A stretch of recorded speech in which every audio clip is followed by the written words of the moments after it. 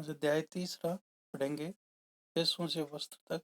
कक्षा 6 में आपने पादपों या पौधों से प्राप्त होने वाले कुछ रेशों या फाइबरों के बारे में पढ़ा था। आपने यह भी पढ़ा था कि ऊन और रेशम के रेशे जंतुओं से प्राप्त होते हैं। जंतुओं से प्राप्त किए जाने वाले रेशे को जांतव रेशे कहते हैं। ऊन के रेशे फाइबर या भेड़ अथवा याक के बालों से प्राप्त किए जाते हैं। रेशम के फाइबर रेशम कीट के कोकून या कोश से प्राप्त होते हैं। क्या आप जानते हैं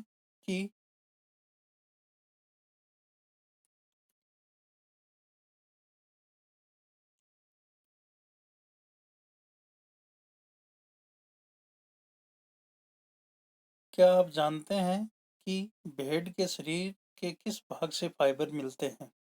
क्या आप जानते हैं कि इन रेशों को ऊन में कैसे परिवर्तित किया जाता है, जिन्हें हम स्वेटर बुनने के लिए बाजार से खरीदते हैं? क्या आपको जानकारी है कि रेशम के फाइबर से रेशम कैसे बनाया जाता है, जिनसे साड़ियाँ बुनी जाती हैं? इस अध्याय में हम ऐसे कुछ प्रश्नों के उत्तर जानने का प्रयास करेंगे।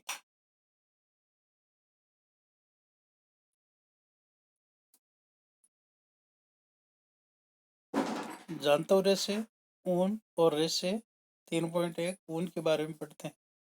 भेड़, बकरी, याक और कुछ अन्य जंतुओं से ऊन प्राप्त की जाती है।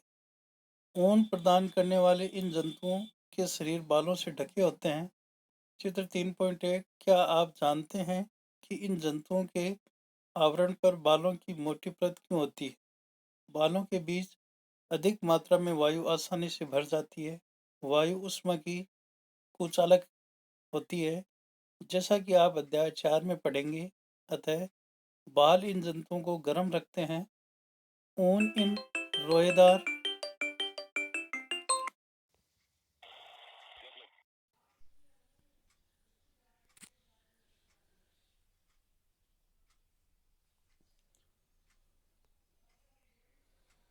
ऊन इन रोएदार रेशों से प्राप्त की जाती है।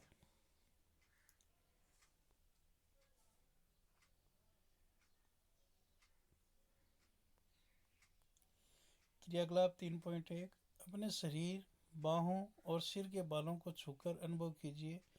क्या आपको उनमें कोई अंतर लगता है? कौन से बाल मोटे और रूखे प्रतीत होते हैं तथा कौन से मुलायम? हमारी ही तरह भेड़ के रोएदार त्वचा पर दो प्रकार के रेशे होते हैं। एक तो दाढ़ी के रूखे बाल और दूसरा त्वचा के निकट अवस्थित तंतु रूपी मुलायम बाल।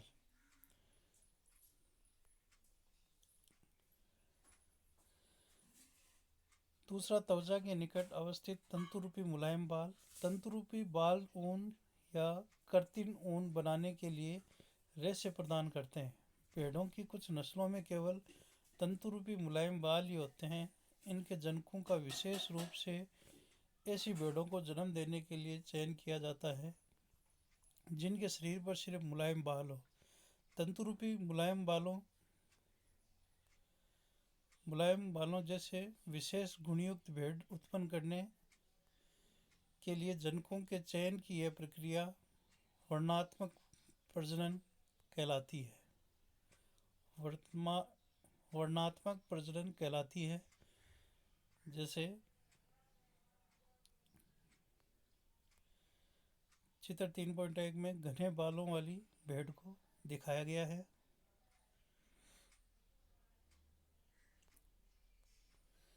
ऊन प्रदान करने वाले जंतु। हमारे देश के विभिन्न भागों में भेड़ों की अनेक नस्लें पाई जाती हैं। सारणी 3.1 यद्यपि भेड़ों की ऊन ही ऊन का एकमात्र स्रोत नहीं है, फिर भी बाजार में सामान्य रूप से उपलब्ध ऊन भेड़ की ऊन ही होती है। चित्र 3.1 याक की ऊन तिब्बत और लद्दाख में प्रचलित है। चित्र 3.2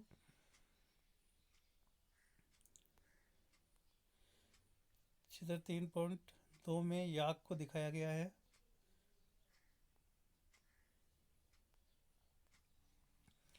बकरी के बालों से भी ऊन प्राप्त की जाती है। अंगोरा ऊन को अंगोरा नस्ल की बकरियों से प्राप्त किया जाता है, जो जम्मू एवं कश्मीर के पहाड़ी क्षेत्रों में पाई जाती है। चित्र 3.3 और 3.4। कश्मीरी बकरी की त्वचा के निकट मुलायम बाल फर होते हैं। इनमें बेहतरीन शॉलें बनाई जाती हैं, जिन्हें पश्मीना शॉलें कहते हैं।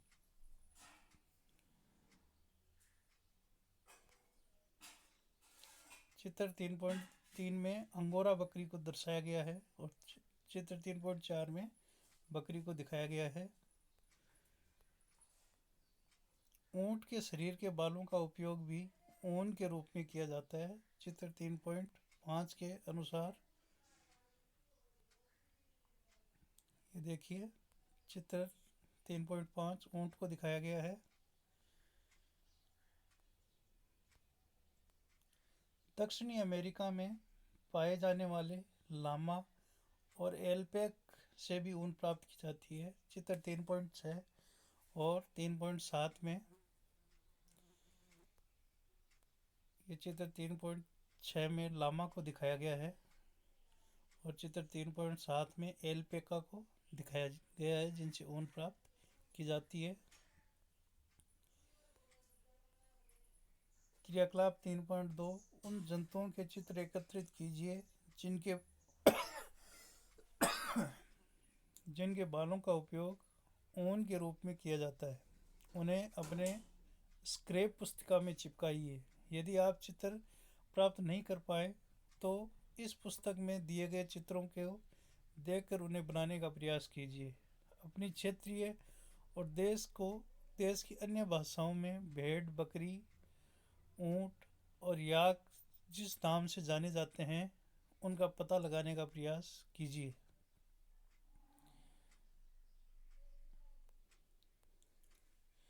क्रियाकलाप 3.3 में भारत और विश्व के मानचित्र लीजिए। मानचित्र पर उन स्थानों को चिन्हित कीजिए जहाँ वे जंतु पाए जाते हैं जिनसे ऊन प्राप्त होती है। ऊन प्रदान करने वाले प्रत्येक किस्म के जंतुओं के स्थान को दर्शाने के लिए विभिन्न रंगों का उपयोग कीजिए।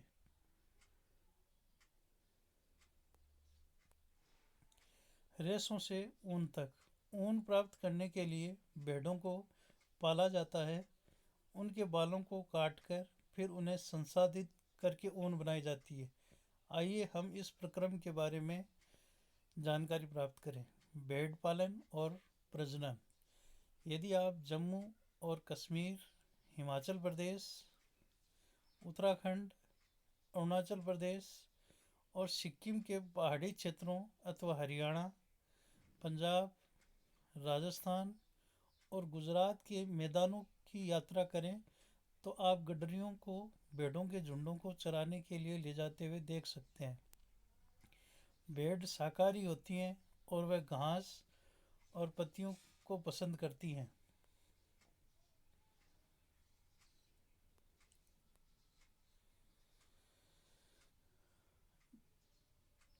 भेड़ पालक पालने वाले उन्हें हरे चारे के अतिरिक्त दालें, मक्का, ज्वार, खली, बीज में से तेल निकाल लेने के बाद बचा पदार्थ और खनिज भी खिलाते हैं। सर्दियों में भेड़ों को घरों के अंदर रखा जाता है और उन्हें पत्तियां, अनाज और सूखा चारा खिलाया जाता है।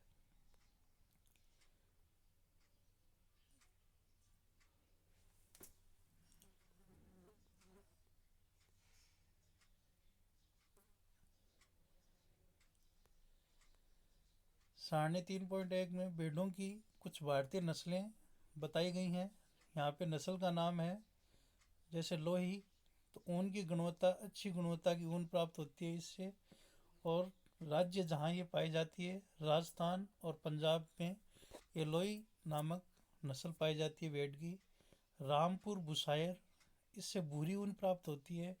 ये उत्तर प्रदेश और हिमाचल प्रदेश में पाई जाती है। नाली या नली, इससे गलीचे की ऊन प्राप्त होती है। राजस्थान, हरियाणा और पंजाब में ये भेड़ पाई जाती है। बकरवाल, इसकी ऊन से शॉलों के लिए काम में आई जाती है और ये जम्मू और कश्मीर में पाई जाती है। मारवाड़ी नस्ल की भेड़ ये मोटी या रुक्स ऊन प्राप्त होती है। ये गुजरात में पाई जाती है। पाटनवाड़ी होजरी के लिए काम में आती है और ये भी गुजरात में मिलती है।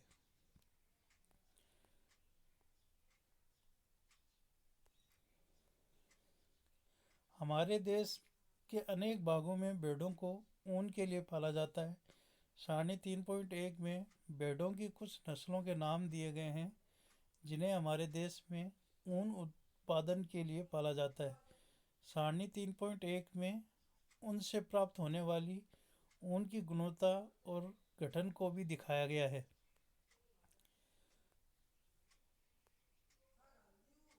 भेड़ की कुछ नस्लों के शरीर पर बालों की घनी परत होती है जिससे बड़ी मात्रा में अच्छी गुणवत्ता की ऊन प्राप्त होती है। जैसा कि पहले बताया गया है, इन भेड़ों को वर्णात्मक प्रजनन द्वारा उत्पन्न किया जाता है जिनमें से एक जनक किसी अच्छी नस्ल की भेड़ होती है।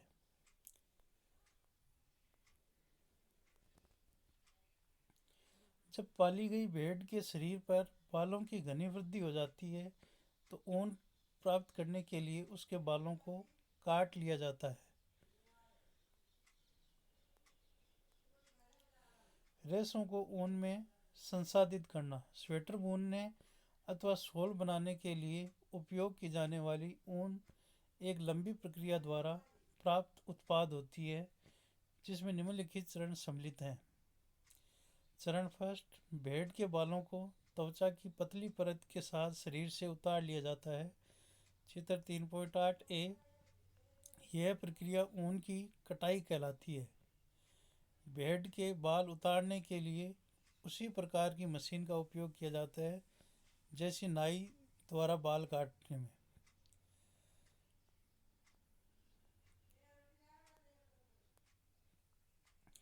पूजों को आश्चर्य होता है कि जब कोई उसके बालों को खींचता है तो दर्द होता है, परंतु जब वह बाल कटवाता है तब दर्द क्यों नहीं होता, ऐसा क्यों?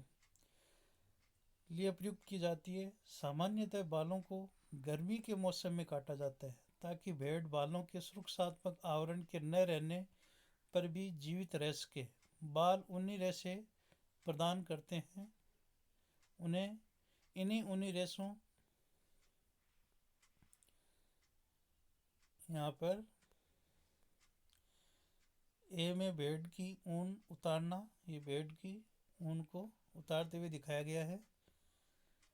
यहाँ पर बी में, चित्र बी में टंकियों में अभिमार्जित करते हुए दिखाया गया है उनको। और यहाँ चित्र सी में मशीनों द्वारा अभिमार्जन करते हुए दिखाया गया है। डी में ऊन का धागा बनाते हुए दिखाया गया है। इस तरह से चित्र 3.8 में भेड़ की ऊन के रेशों को संसाधित करने के विभिन्न चरणों को दर्शाया गया है।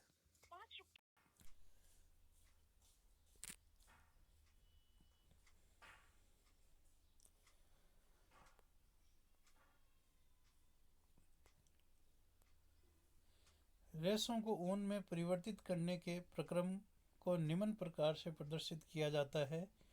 सबसे पहले ऊन की कटाई की जाती है, उसके बाद उसका अभिमार्जन किया जाता है, उसके बाद उसकी छंटाई की जाती है, उसके बाद बर की छंटाई की जाती है, उसके बाद उसकी रंगाई की जाती है और उसके बाद उसकी रीलिंग की जाती है। व्यावसायिक संकट। ऊन उद्योग हमारे देश में अनेक व्यक्तियों के लिए जीविकोपार्जन का एक महत्वपूर्ण साधन है, लेकिन छंटाई करने वालों का कार्य जोखिम भरा है क्योंकि कभी कभी वे एंथ्रेक्स नामक जीवाणु द्वारा संक्रमित हो जाते हैं जो एक घातक रक्त रोग का कारक है जिसे सोटर्स रोग कहते हैं। किसी भी उद्योग में कारीगरों द्वारा ऐसे जोखिमों को झेलना व्यावसायिक संकट कहलाता है।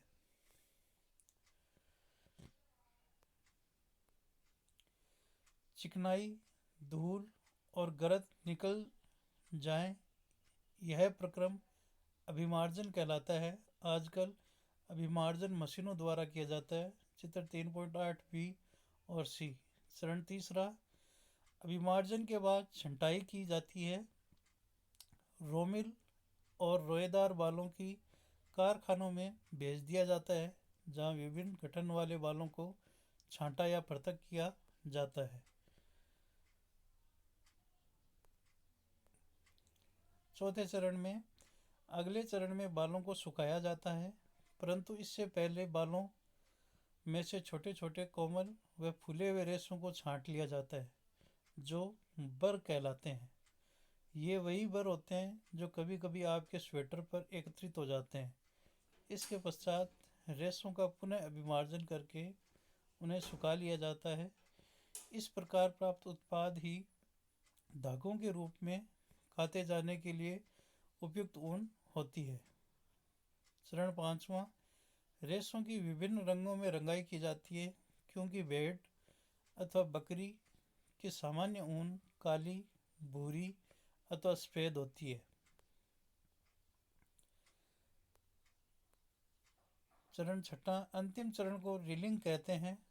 अब रेशों को सीधा करके सुलझाया जाता है और फिर लपेटकर उन्हें धागा बनाया जाता है। चित्र 3.8 डी, लंबे रेशों को काटकर स्वेटरों की ऊन के रूप में और भारत में रेशम उत्पादन से संबंध विभिन्न प्रकार के उद्योगों में महिलाओं की भूमिका महत्वपूर्ण है। रेशम कीट के पालन, कोकूनों में से रेशम को निकालने और कच्चे रेशम से वस्त्र निर्माण आदि कार्य अधिकतर महिलाओं द्वारा ही किया जाता है। अपने उद्यम द्वारा वे राष्ट्र की अर्थव्यवस्था में योगदान देती हैं। रेशम उत्पादन में चीन विश्व में पहले स्थान पर है। भारत भी प्रमुख रेशम उत्पादक देशों में गिना जाता है।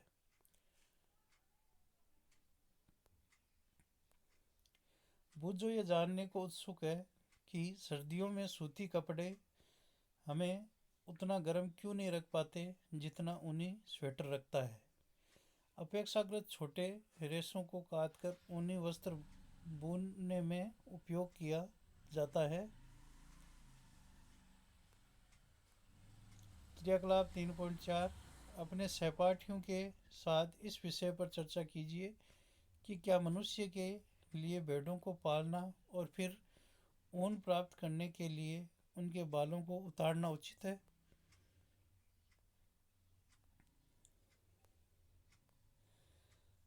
3.2, रेशम। रेशम सिल्क के रेशे से जानतव रेशे होते हैं। रेशम के कीट रेशम के फाइबरों को बनाते हैं। रेशम प्राप्त करने के लिए रेशम के कीटों को पालना रेशम कीट पालन अथवा सेरीकल्चर कहलाता है। अपनी माताजी, चाचाजी, दादी दादी माँ से विभिन्न प्रकार के रेशम तथा रेशमी साड़ियों के बारे में जानकारी प्राप्त कीजिए। विभिन्न प्रकार के रेशम को सूचीबद्ध कीजिए। इससे पहले कि हम रेशम प्राप्त करने के प्रक्रम पर चर्चा करें, रेशम के कीट के जीवन चक्र के बारे में जानना आवश्यक है। रेशम कीट का जीवन चक्र। मादा रेशम कीट अंडे देती है, जिससे लार्वा निकलते हैं, जो कैटरपिलर, इल्ली या रेशम कीट कहलाते हैं। ये आकार में वृद्धि करते हैं और जब कैटरपिलर अपने जीवन चक्र की अगली अवस्था में प्रवेश करने के लिए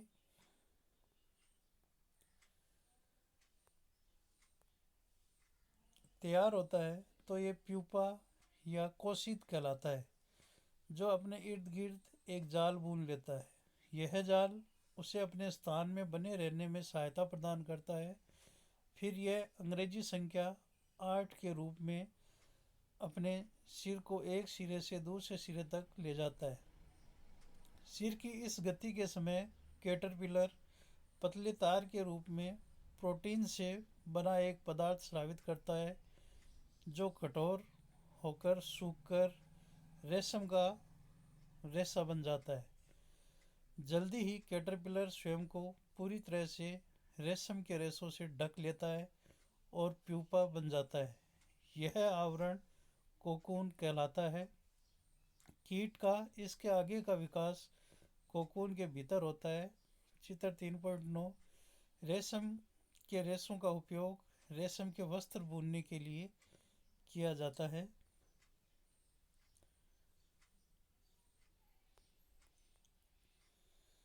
रेशम के रेशों का उपयोग रेशम के वस्त्र बुनने के लिए किया जाता है।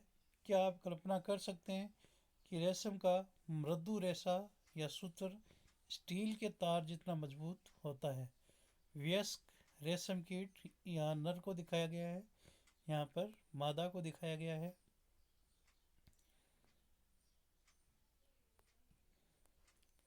चित्र 3.9 ए से एफ रेशम कीट के जीवन चक्र को दिखाया गया है। सी में शहतूत की पत्ती पर अंडे को दिखाया गया है। डी में रेशम कीट को दिखाया गया है।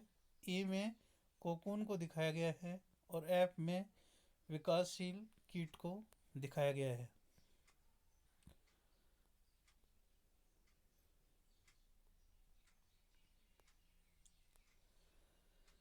रेशम का धागा रेशम कीट के कोकून से प्राप्त रेशों से तैयार किया जाता है। रेशम कीट अनेक किस्म के होते हैं जो एक दूसरे से काफ़ी अलग दिखाई देते हैं। इनसे प्राप्त होने वाले रेशम का धागा गठन अर्थात रुक्षता, चिकनाहट, चमक आदि में भिन्न होता है। अतः टसर रेशम, मूंगा रेशम, कोसा रेशम तथा अन्य प्रकार के रेशम विभिन्न किस्म के रेशम कीटों द्वारा काते गए कोकूनों से प्राप्त किए जाते हैं। सबसे सामान्य रेशम कीट शहतूत रेशम कीट है। इस कीट के कोकून से प्राप्त होने वाले रेशम फाइबर मृदु, चमकदार और लचीला होता है तथा इसे सुंदर रंगों में रंगा जा सकता है। रेशम कीट पालन अथवा रेशम कीटों का संवर्धन भारत का बहुत प्राचीन व्यवसाय है। भारत व्यावसायिक स्तर पर बहुत अधिक रेशम का उत्पादन करता है।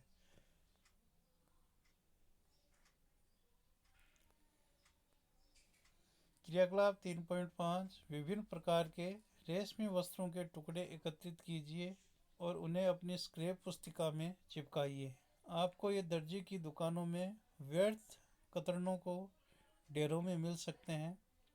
अपनी माताजी, चाची जी अथवा शिक्षिका की सहायता से विभिन्न किस्म के रेशम जैसे शहतूत रेशम, टसर रेशम, एरी रेशम, मूंगा रेशम आदि की पहचान कीजिए।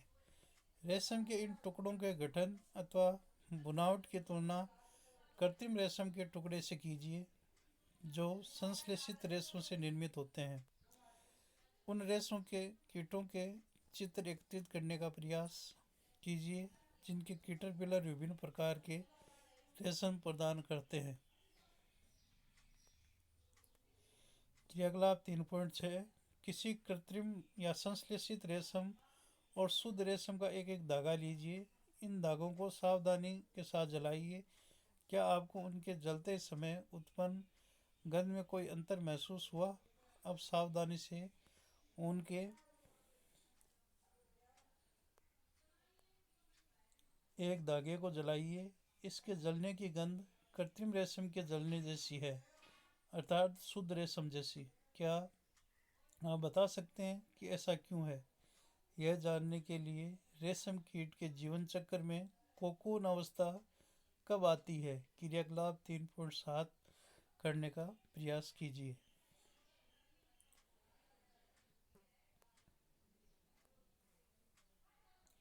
क्रियाकलाप 3.7 चित्र 3.9 की फोटो प्रतिलिपि लीजिए। रेशम कीट के जीवन चक्र की विभिन्न अवस्थाओं के चित्र काट लीजिए और प्रत्येक को गत्ते अथवा चार्ट पेपर पर अलग अलग चिपकाइए। अब इन चित्रों को आपस में मिला लीजिए। अब चित्रों को जीवन चक्र की अवस्थाओं के सही क्रम में लगाने का प्रयास कीजिए। जो कोई भी सबसे जल्दी ऐसा कर लेगा वह विजेता होगा। आप अपने शब्दों से में रेशम कीट के जीवन चक्र का वर्णन भी कर सकते हैं। इसे अपनी स्क्रैप पुस्तिका में लिखिए।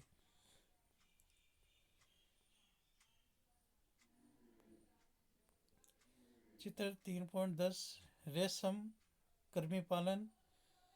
ए में मादा रेशम कीट तथा उसके अंडे को दिखाया गया है। बी में शहतूत का वृक्ष दिखाया गया है, यहाँ पे ये शहतूत की पत्ती है। सी में शहतूत की पत्तियों को खाते हुए लार्वा या कैटरपिलर रेशम कर्मी को दर्शाया गया है। और डी में कोकून को दिखाया गया है।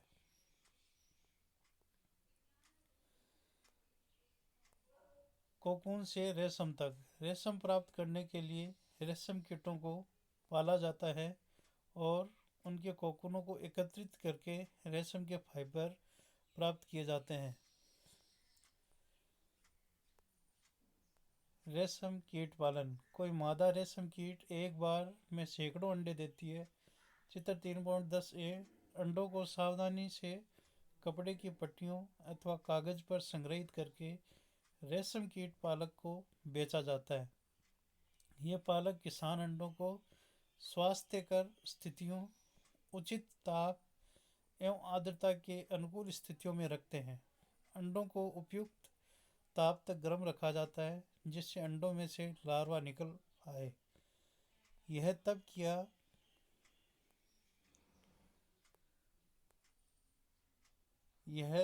तब किया जाता है जब शहतूत के वृक्षों पर नई पत्तियां आती हैं। चित्र 3.10 बी लार्वा जो कैटरपिलर अथवा रेशम कीट कहलाते हैं दिन रात खाते रहते हैं और आकार या साइज में काफ़ी बड़े हो जाते हैं। चित्र 3.10 सी लार्वा को शहतूत की ताज़ी कटी पत्तियों के साथ बांस की स्वच्छ ट्रे में रखा जाता है। 25 से 30 दिनों के बाद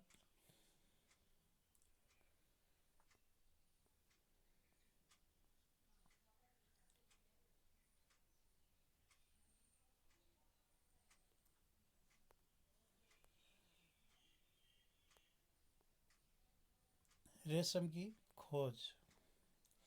रेशम की खोज का यथार्थ समय संभवतः अज्ञात है। एक प्राचीन चीनी किंवदंती के अनुसार सम्राट हुआंग टी ने साम्राज्ञी शी लुंगची से अपने बगीचे में उगने वाले शहतूत के वृक्षों की पत्तियों के क्षतिग्रस्त होने का कारण पता लगाने के लिए कहा था। सम्राज्ञी ने पाया कि सफेद कृमि शहतूत की पत्तियों को खा रहे थे। उन्होंने यह भी देखा कि कृमि अपने इर्द गिर्द चमकदार कोकून बुन लेते थे। संयोग से एक कोकून उनके चाय के प्याले में गिर गया और कोकून में से नाजुक धागों का गुच्छा फर्तक हो गया। रेशम उद्योग चीन से आरंभ हुआ और सैकड़ों वर्षों तक उसे कड़ी पहरेदारी में गुप्त रखा गया। बाद में यात्रियों और व्यापारियों ने रेशम को अन्य देशों में प्रचलित किया। जिस मार्ग से उन्होंने यात्रा की थी आज भी उसे सिल्क रूट कहते हैं।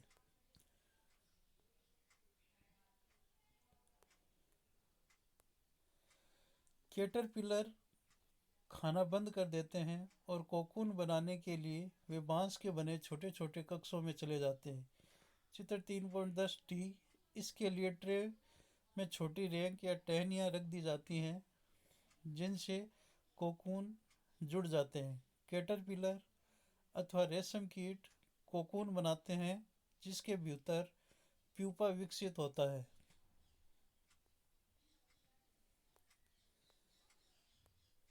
रेशम का संसाधन। रेशम फाइबर प्राप्त करने के लिए कोकूनों की बड़ी ढेरी का उपयोग किया जाता है। वयस्क कीट में विकसित होने से पहले ही कोकूनों को धूप में रखा जाता है अथवा पानी में उबाला जाता है या भाप में रखा जाता है। इस प्रक्रम में रेशम के फाइबर को पृथक हो जाते हैं। रेशम के रूप में उपयोग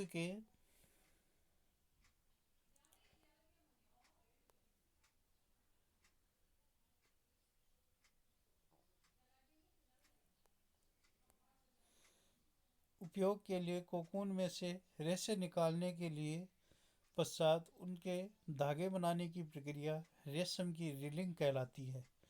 रीलिंग विशेष मशीनों में की जाती है जो कोकून में से फाइबर या रेशों को निकालती है। फिर रेशम के फाइबरों की कताई की जाती है जिससे रेशम के धागे प्राप्त हो जाते हैं।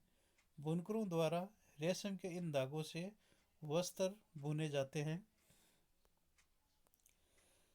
पहली जानना चाहती है कि क्या कपास के धागे और रेशम के धागे की कताई और बुनाई एक ही प्रकार से की जाती है।